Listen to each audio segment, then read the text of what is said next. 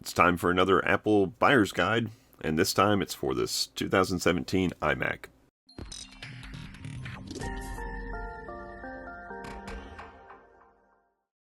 Hey everybody, it's Chris from Family Geekery, and today we're going to be taking a look at this 2017 iMac. This is a 21.5 inch, and we're going to talk about all the specs here in just a second, but if you've seen the channel before, you know that I love helping everybody get the best bang for their buck out of these Apple products. You don't always have to buy the latest greatest. A lot of times you can get some long-term use out of older products and save yourself a lot of money in the process. So like I said, this is the 21.5 inch 2017 iMac, and we're going to talk about some of the differences that they made during this year and during this product line. But when you compare this up against the latest iMacs, you know, the M1, the M2, and the M3 will be out pretty soon. Those 24-inch ones, there's no doubt about it, they're just awesome. But they're also north of $1,000. So you're going to pay for that awesomeness, of course.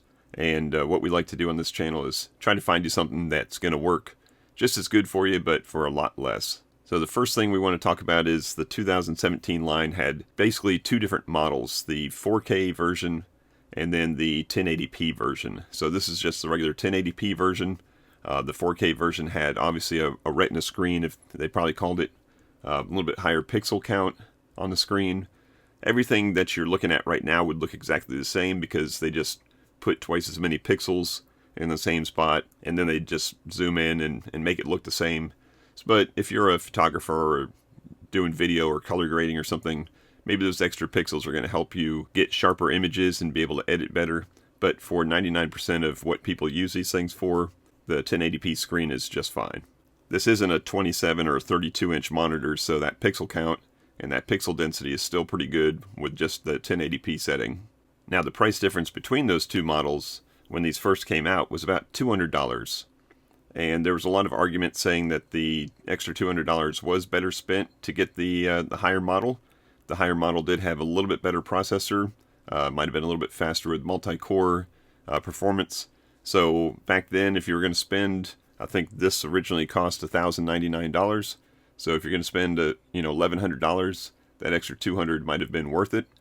But nowadays, that $200 difference is probably going to be a lot less, because if you find these things out in the wild somewhere, either someone's selling it on Marketplace, you find it in a pawn shop or Craigslist or something, it's still a 2017 iMac. So the $200 difference or $300 difference or whatever the differences were for all the different models, it kind of gets eliminated down to, I'd be surprised if it was about $50 difference between the two. So at this point, if you find a couple different 2017s, then definitely look at the price difference between them and go for the more expensive model if it's, if the price difference isn't that much.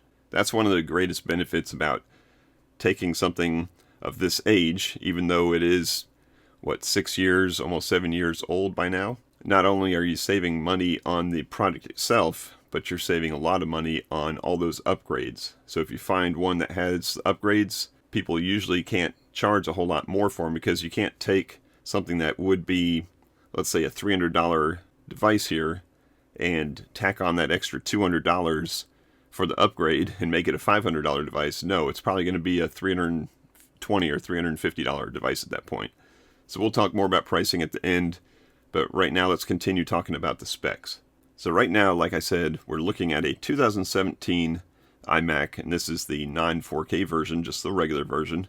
And they started offering those 4K versions in 2015, and this was, I think, pretty much the last year that they went with the non-4K version. And we're looking here today at the 2.3 GHz dual-core Intel Core i5 processor, which I think may have been the only option on this non-4K version. They had a couple different options on the 4K version, but a 2.3 GHz i5, that's pretty decent. It is a 7th gen, so it's a Kaby Lake processor, and that brought a lot of benefits to it, including DDR4 memory. So we're jumping from DDR3 on the older models of these to DDR4, so that helps out a lot. And in this particular model, I was lucky to find the 16 gigabyte version. So normally it would be an 8 gig, and this is a 16 gig. So the price difference between the two at launch was probably, I would guess, $100 or $200 difference between the 8 gig and the 16 gig, which is always ridiculous, which is always hard to see. But like I said, once it gets a couple years old, that price difference just about disappears. So when you're looking for these things, it's going to be hard to find a 16 gig, but try to find one because it will help a little bit, especially if you're doing, a lot of things at once, a lot of multitasking or a lot of video editing or stuff like that. It will help to have that extra 8 gigs of RAM. Let's go ahead and take a look at the more info here. And the next thing we're going to look at is the storage. This one also happened to have the upgraded hard drive. So the base hard drive was a 1 terabyte SATA drive. In this case, it's a 250 gigabyte, which doesn't seem like an upgrade, but it is an SSD. So on these older models, that SSD is definitely going to help the performance. Everything's going to be snappier. It's going to boot up quicker.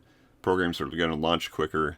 So even though it is only 250 gigabytes, I would much prefer this over the larger storage because we do have plenty of expansion ports in the back here to add additional storage, some USB-C and some Thunderbolt that can definitely, if you need to store a lot of stuff, go ahead and do that on the external drives and have your operating system and everything running on a nice fast SSD.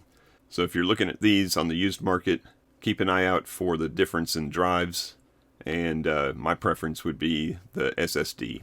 Alright, and while we're on this page here, let's go ahead and talk about the elephant in the room, and that is the macOS version. And a lot of times people will say, oh, don't buy those old computers because then you won't get the security updates and you won't get the OS updates and stuff like that. And that's all valid concerns. But in this case, macOS Ventura is just the previous version. macOS Sonoma is just now coming out, and macOS Sonoma had some pretty hefty requirements for it, and it needs a 2019 iMac. And what that kind of tells me is Apple probably isn't going to drop all support for the older devices, because you can't just start demanding 2019. That's only a couple years old. Saying you have to have a basically brand new device to get our newest software. So this macOS Ventura is going to be supported for many years. I think you're going to be completely fine getting security updates on that for years and years and years to come.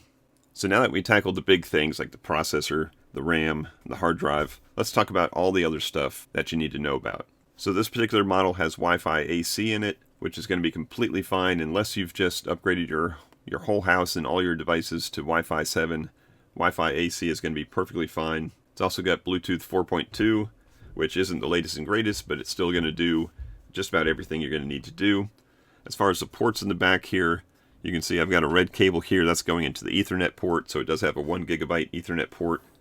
We've got 4 USB ports, the USB-A port, so for your older devices or thumb drives, that kind of stuff, printers, you got plenty of ports for that, 4 of those. In addition to that, you've got 2 Thunderbolt 3 ports, and those are awesome.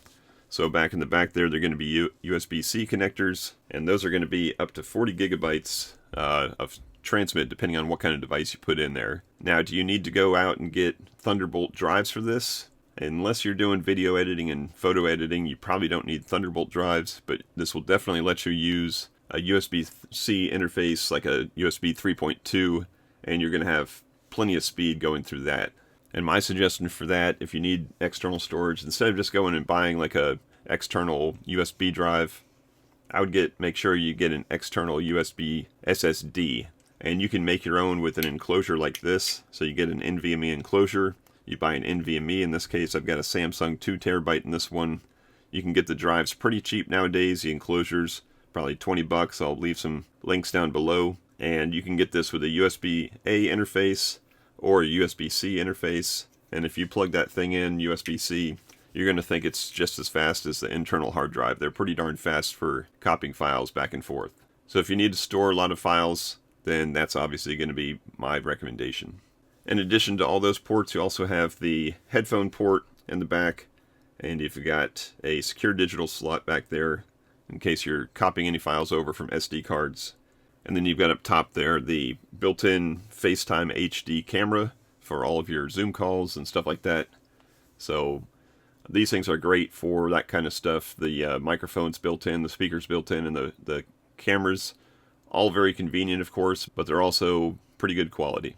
Alright, so now we get to the good stuff, the recommendations. And again, these are all just my opinions, just trying to help you out, whether you're trying to look at something brand new for you or look at upgrading something you already have. In this case, this is a computer that I purchased to upgrade my mom's computer. She's been using a 2010 iMac at home. She still loves it, but like you know, the software updates start getting a little wonky at that age, and you know, all of a sudden your browsers start complaining to you about updating things that you can't update anymore.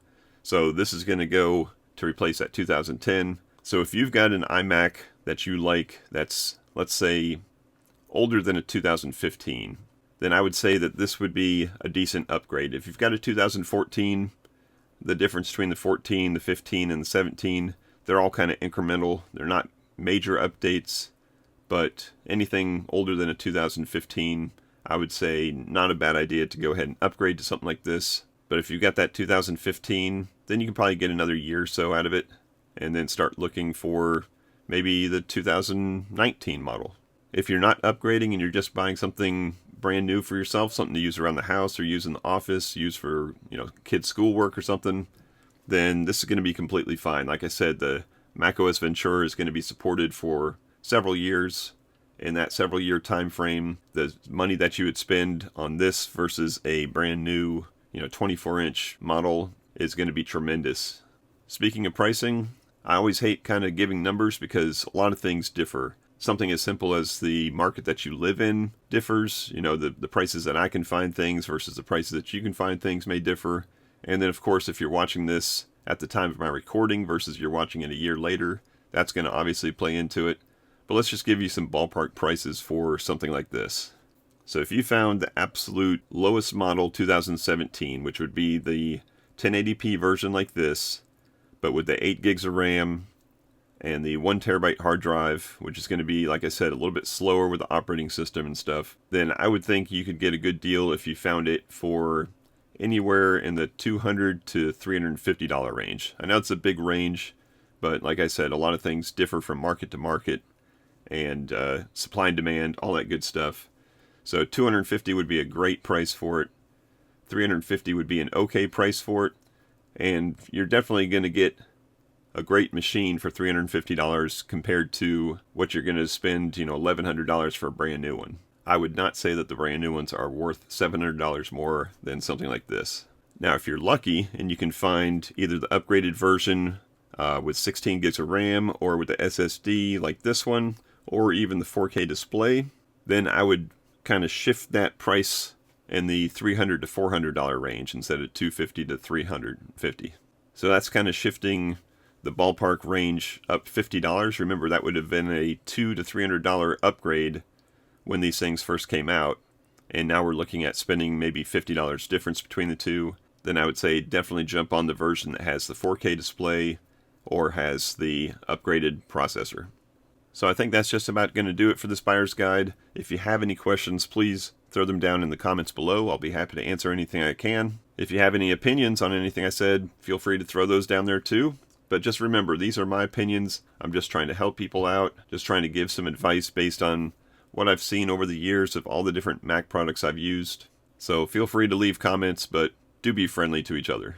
If you do find something and want to list it down there and ask some opinions about if it's a good deal or not, then go ahead and do that, and I'm sure someone will answer that. I'll be happy to give my opinions also. So I hope all this information was helpful to you. If it was, I appreciate a thumbs up. That helps me out. If you want to see more buyer's guide or more kind of geeky things, go ahead and check out the rest of the channel. But that's going to do it for this one. I thank you as always for watching, and until next time, peace out and geek out.